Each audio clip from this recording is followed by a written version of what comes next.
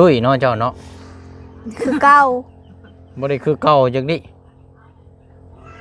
มารอบนี้เนี่ยขึ้นวันหน้าบิ่งไปนิดนึงเนาะเร่งขึ้นเนาะจะว่าบ่ดูก็ตุ้ยขึ้นได้นี่มวยน้ำหนัก80แล้วบ่เจ้าจะลองยิ้มเบิ่งยังฮะยิ้มก็คือเก่าแหละบ่ลองยิ้มงามๆยิ้มคือนางงามนี่ได้เป็นจังได๋สถานที่ดินที่ทางเฮาคือเก่าคือเดิมบ่โดยใครยีดอกอันนั้นไปพุ่นก่อนลูกไปดินพุ่นก่อนเด้อดีแล้วเนาะย่าเราก็เป็นผู้ชายผู้สาวใหญ่เลยเนาะด้วยเหตุงานแล้วเราไป2 คนกับ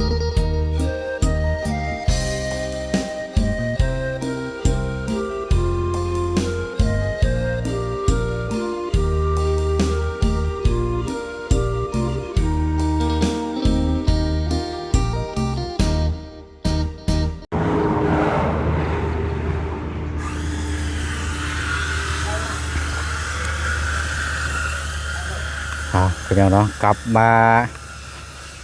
เยี่ยมมายามเบิ่งอีกก้อนเนาะนะสถานที่หม่องที่เฮาฮู้จักกันมารอบนี้โอ้ยเนาะถือว่าเกี้ยงก้อยเลยพี่น้องเนาะสะอาดสะอ้านบ่หกบ่เหือโอ้ยเนาะคืออยู่นี่เนาะเพิ่มเติมเนี่ยก็คือว่าตัวนี้แหละพี่น้อยกระตูบยาวทำบ่ทันได้มากเอาอยู่เนาะกับหลังนั้นน้ำเนาะสำหรับทางที่พักที่เศร้าของทางน้องไม้นั่นกับทางอายะเนาะเอามาเยี่ยมมายามก้อนพี่น้องเนาะสำหรับทางน้องออยป้าผลยุดตกเป็นยังไงเด้พี่น้องเนาะอยู่บ้านเฮือนซานหรือบ่เนาะแต่ว่ารถจักรคันนี้นี่ผู้เชี่ยวสังเกตจำได้นี่คือน่าจะเป็นของทางเราบ่จักเนาะมาเยี่ยมมายามบ่จักพี่น้อยแต่ว่าน้องวาสนาบ่จักเนาะเดี๋ยวเข้าไปเบิ่งน้ำกันเนาะเสียงตัดไม้พี่น้องเฮือนทางน้องหลาน้อยปลูกสร้างบ้านเฮือนซานเนาะกราบสบายดีและสวัสดีพ่อแม่พี่น้องเบิดสุขุสุคนเด้อพี่น้องเนาะพบเจอกันอีกคือเก่าคือเดิมเนาะกับพ่อน้องเปียวด้วยพี่น้องเด้อเนาะกับบรรยากาศกับว่าแดดฮอตเอามื้อนี้กับพี่น้องเนาะฟ้าฝนนี่ทรงสีบ่มีแล้วละเบิ่งแล้วเนาะเพราะว่าช่วงเช้าๆนี่เห็นหมอกลงเลยพี่น้องหมอกลงแล้วอากาศก็เริ่มหนาวๆคือหัวลมสิมานะพี่น้องเนาะเอากลับมาเยี่ยมยามทั้งน้องออยเบิ่งเนาะพี่น้องทั้งเป็นจังใดเนาะโอ้ยโห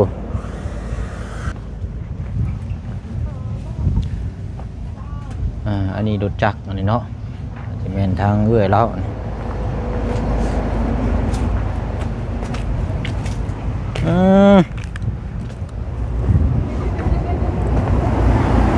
กินอย่างนี้บาทนี่ยานี่มาย่ำไรนี่มิจะกินอย่างเดียวเนาะมาเมื่อนั้นกับแกงเนาะไม่กินยังมื้อนี่กินหน่อไม้กินชมกินมื้อนี่ได้ยังกินนะนี่นะส้มบ่ส้มมังมีส้มยังนะชมมังมีตำบ่สบายดีเอาสบายดีน้องออยเนาะบ่เสี่ยงบ่เสี่ยงบ่เสี่ยงน้องเสี่ยงนะใช่ลูกบ่ได้บ่เสี่ยงโอ้เอาเอิ้นชื่อไรแล้วมื้อนี้เนาะเอามาเยอะเอิ้นชื่อมาเยอะฮะสบายดีอยู่บ่ได้บ่เสี่ยงเสี่ยงโอเคไปกินลูกไปกินเด้อแซ่บๆเด้อแต่งตัวรอแท้มื้อนี้ฮะเบาแล้วละเบาเชี่ยมเป็นไงเอาโอเคทางน้องออยเนาะน้องออยบ่อยู่ว่ามื้อนี้บ่อยู่แล้วมื้อนี้เนาะไปทางไหนเด้น้องออยมื้อนี้เนาะเอาอยู่นี่บ่ใช่คือบ่คือเก่าเนาะคือเก่าคือเดิมบ่คือใดเอานี่ไมค์ก่อนใช่ฟังคันว่าหน้าตาบ่คือเก่าต้องฟังเสียงเนาะคือเก่าอีบ่น้าบ้าวเปลี่ยนหน้าตาบ่คือเก่าเฒ่าเก่าบ่ตอนนั้นบ่ล่อตอนนี้ล่อนี่เอาแล้วบาดนี้ล่อตอนนั้นบ่ล่อตอนนี้ล่อโดยล่อแบบไรนี่ล่อ รอคือพระเอก รอลากไส้บ่ อืม ใช้กินแล้วแล้วบ่อิ่มแล้วบ่น่ะ เลย อืม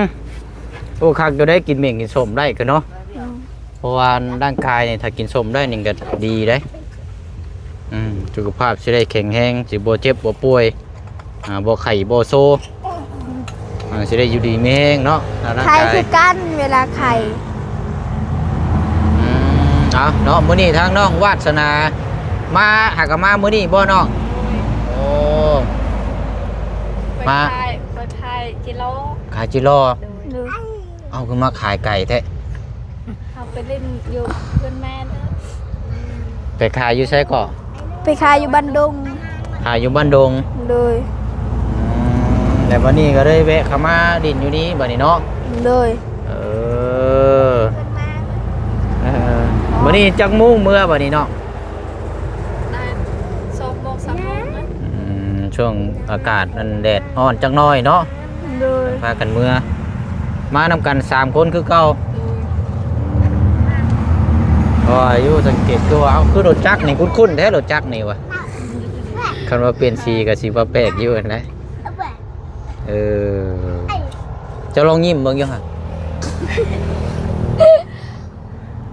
ยิ้มก็คือเก้าแหละ บ่ลองยิ้มงามๆยิ้มคือนางงามนี่ได้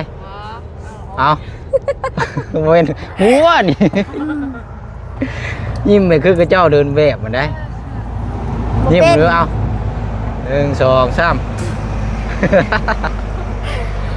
ยิ้มนี่อยากคล้ายกันเนาะกับน้องอยากคล้ายกันอยู่ คือกับพี่น้องกัน ละหลายคนกะวานเฮากับเฮาซื้อย่อยนั่นว่าคือกันกับกบเฮานี่บ่คือเราอะบางคนว่าคนแถวบ้านนี่ก็คือกันว่า บ่อันผู้บัดผู้ย้อยบัดเราบัดบ่ค่อยเว้าอันนั้นเนาะ โดย เราบ่ค่อยเว้าปานใดเราไปใช้สับมื้อนี้นะ ไปเฮ็ดงานแล้ว ไปเห็นงานแล้ว โดย 3 มื้อนี้แหละ เห็นงานยังอะนะ งานเขาประกวดอยู่ห้องแถว อยู่ไสอะนะ พุ่นอยู่บ้าน โอ้งานกันเกี่ยวกับแบบมันทำความสะอาดซั่นบ่ โดย อ๋อนี่กินข้าวกินน้ำเดี๋ยวนอนอยู่พุ่นเลยซั่นบ่ โดยบ่มีละมันรถไปเมื่อไป อ๋อก็เลยเฮ็ดเวียกน่ะก็นอนอยู่พุ่นเนาะ ซ้ำอยู่นั่นเลย โอ้เออเป็นเรือนพอได้นี่สิมาบัดนี้เนาะ โดย พระเจ้าจ้างเป็นวันบ่คือเป็นเดือน เป็นเดือน โอ้เป็นเดือนก็โอ้สิ้นเดือนพอได้จังสิได้มาบัดนี้เนาะ โดย เจ้าได้ซะเป็นงานยังเจ้าง านไปหาหน่อไม้ งานไปหาหน่อไม้ โดย ไปอยู่บ่มื้อนี้น่ะ มื้อนี้ก็ไปหากะมา หากะมา โดย ได้หลายอยู่บ่หน่อไม้ ได้หลาย ต้มแล้ว ไปต้มเลย โดย ต้มขายบ่คือต้มกิน ต้มไข่เห็ดหน่อไม้ดอง หน่อไม้รอง โดย เอาคือบ่เฮ็ดหน่อไม้กินคือเฮ็ดหน่อไม้รอง เห็ดหน่อไม้กินเบื่อแล้วกินแต่หน่อไม้ ฮะ ไปหาผักอีกกิน เฮ็ดหน่อไม้กินน่ะเบื่อแล้ว โดยไล่มือไล่ชั่วโมงกินแต่หน่อไม้ บัดนี้เฮ็ดกินมันเฮ็ดรองไว้บัดนี้ โดย เอาคันดองน่ะมันสิกินได้อีกบ่ ได้ กินได้ มันบ่ได้หนาวก็กินได้ บ่ มันหนาวก็ โดย ปะมันเลย เอาเป็นหยังเพิ่นคือห้องว่าดอง อ้าวเห็ดต้มแล้วก็ใส่ถุงแล้วก็อาเมน อืม ดี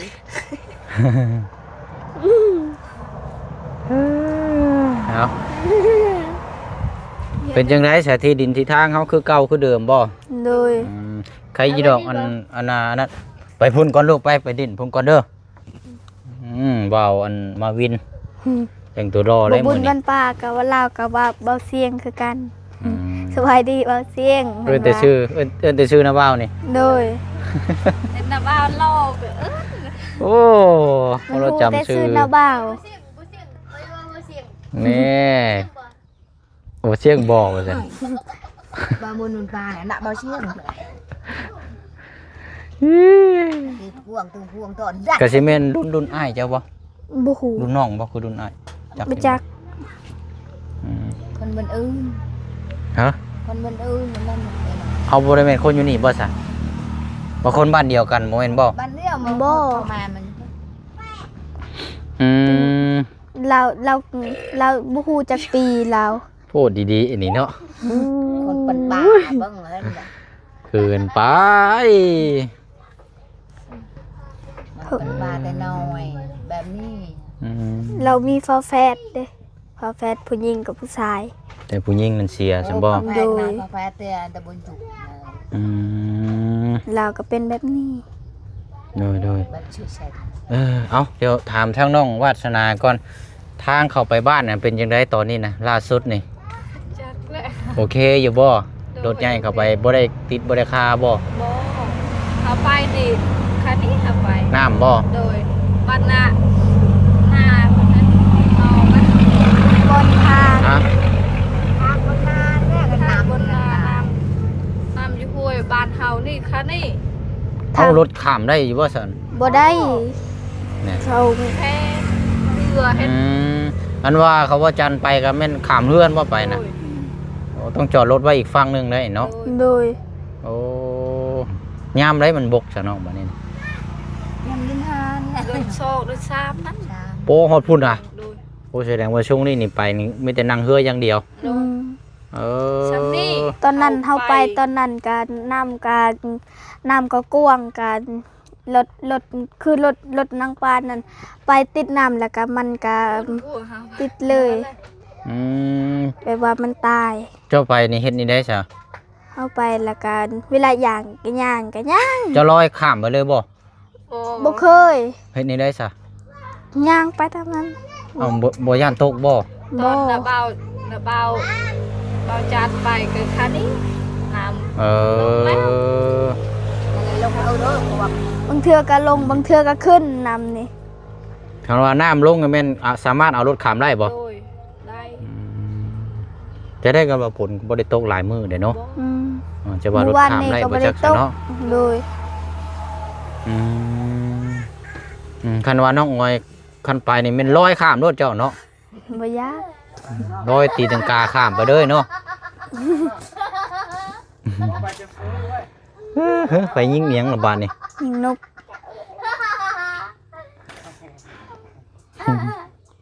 คนลายออแล้วจ้ะ เอาขายจิรอเนาะ โดย ได้เท่าไรก็ได้เท่าไร 2,500 สามทง 3 ถุงโอ้ได้25,000 โดย หมดกินขนมเด็กน้อยให้เด็กน้อยกินแล้วกินขนม เนาะเบิ่งก้อนค่ะคันว่ามันถนนหนทางคันว่าภาพฝนบ่ตกก็อยากเข้าไปเยี่ยมยามอยู่ ตรงข้ามกับบ้านสมูลนั่นบ่เส้นนั้นบ่ โดย โอ้เดือดอยู่ได้เส้นนั้นกันเข้าไปกันมื้อก่อนเนาะให้มันทางมันแห้งคักๆก่อนไปยามช่วงฝนตกนี่ยากได้เนาะ โดย มีมือนั่นน่ะเฮาไปบ้านหลานเจ้าอันที่ว่ามานั่งเล่นมื้อน่ะ ก็ฮอดเลยบ่ ไปแล้วไม่ตู้เฮือนเรากำลังใหญ่อยู่รวมกันกับผัวกับเมีย2 คน แม่ลูกมันคนนึงตายแล้ว ลูกเราเนี่ยเสียแล้วว่าน่ะแต่ว่าไปฮอดปั๊บแล้วพอ10 นาทีฝนตกลงมาบาดนี่ มือเลยน่ะลง ฝนตกขาเมื่อนั่นป้ารถคาอุ้ยบ่ได้บาดนี้ว่ากันว่าคนฮะ เรียกเจ้า เฮาไปนํกัน3 คนไปกับรถบ่บุญไปนํกัน2 คันมื้อนั้นน่ะ ฮอดบ้านนั่นน่ะ แม่นฮอดบ้านเด้อได้ฮอดเฮือนเราดูแหละแต่ว่าไปบ่ได้หึงดอกมันฟ้าฝนตกเลยยันมาบ่ได้แน่แต่ป่านนั้นยังรถคาก็บ่แม่นง่าย ใกล้บ้านเรา ถามว่าก็มันก็แต่ว่าทางไป2 รอบแล้วเชียงไป2 รอบไปปีที่แล้วนั่น2 ปีก่อนนั่นไปนอนอยู่หั่นอยู่กบกน่ะตะกี้นั่นบ้านเจ้าอยู่หั่นบ่ โดย บ้าน บ้านเกิดเฮาอยู่นั่น บ้านเกิดเฮาอยู่รวมเพิ่น นี่บ้านหัวนัว อ๋อคืออยู่คนละหม่อง เด้อ โดยจากการพ่อแม่เฮาอยู่บ้านลัวก่อนจึงมีอีกกเฮาแล้วก็อยู่บ้านนั้นอีก แล้วก็มีเอื้อยเฮาพูนนินอีกแล้วนั่นแล้วก็ต่อเฮาอีก แล้วก็ มาห้องเพลงพี่น้ำมาห้องเพลงเป็นบ่ บ่เป็น มีแต่หัวอย่างเดียว มีแต่หัวกับหัวแล้ว นี่ สบายดีปลอดภัย ตัวแต่งตัวรอเลยเนาะ สบายดี เอิ้นชื่ออยู่เอิ้นชื่อเขาอยู่ชื่อยังบ่เสียงบ่ เบา ว่า เสี ซั่ ย น งนะเบาผู้อื่นมันหู อืม กับเบาจากเจ้านะ เดี๋ยวจังน้อยจังไปเอาขนมเด้อขนมกินเด้อ เออ เออเอาเหมือนว่าอะไรมันย่างไปรถเลยบ่จักอันนี้เนาะ เลยเราว่าเคยเห็นนาบ่าวเอามีดให้ลาวตลอดมันว่า แล้ว ก็ ก็ ได้ ฮู้ จำชื่อได้เนาะ เลย โอ้ยเอามารอบนี้สิบ่ได้กินหยังแล้วบาดนี้เนาะ อืม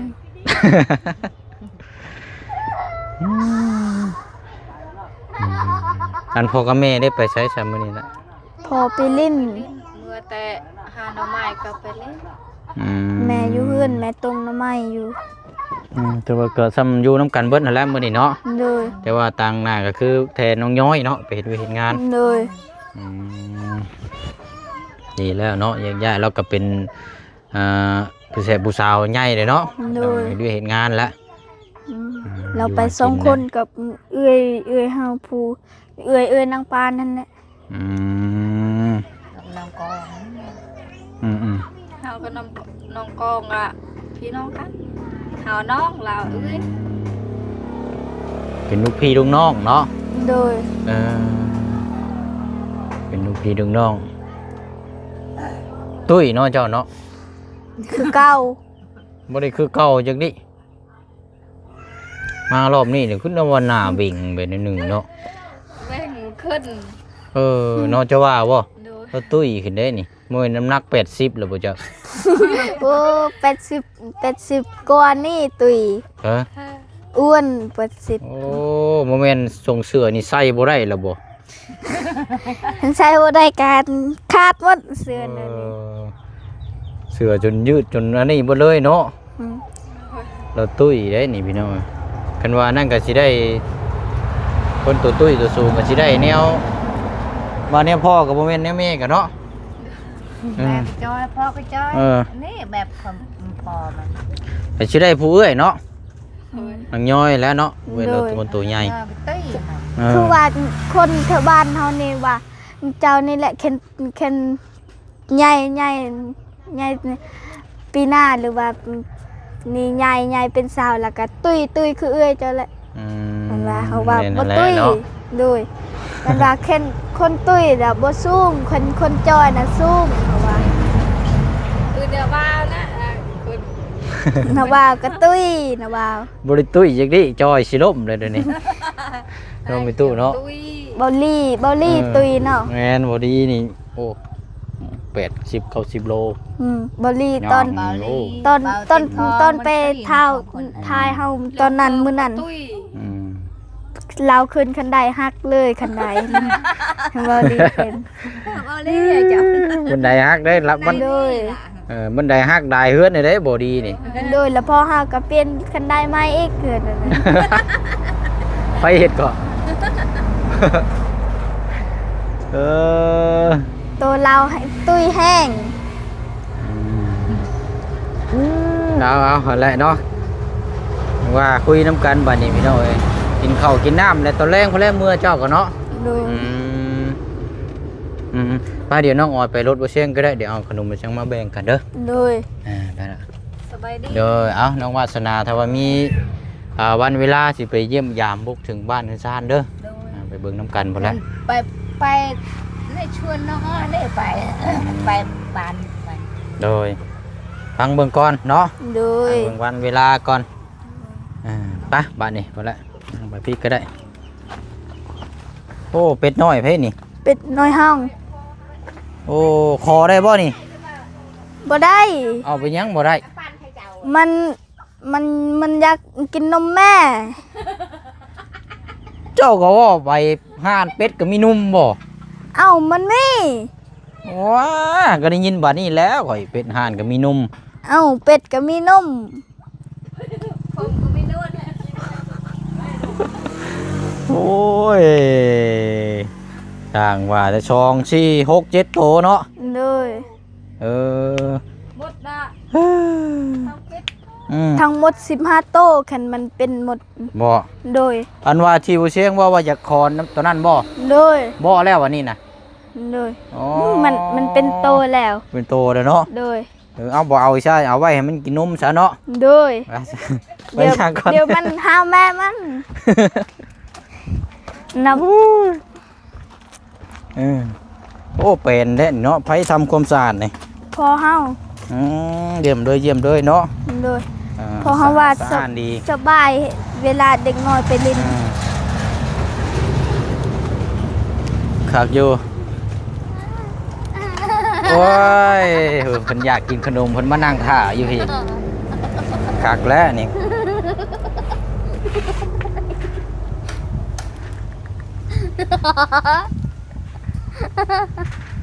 โอ้ยเสียลมณ์ดีแท้เนาะ อืม อืม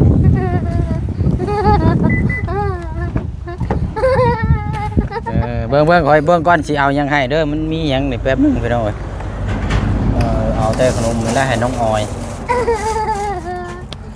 อันว่าเอาแบ่งกันเด้อล่ะเด้อไปแบ่งกับเพื่อนเจ้าเด้อ โดย เอาขนมนี่เอา เข้าใจ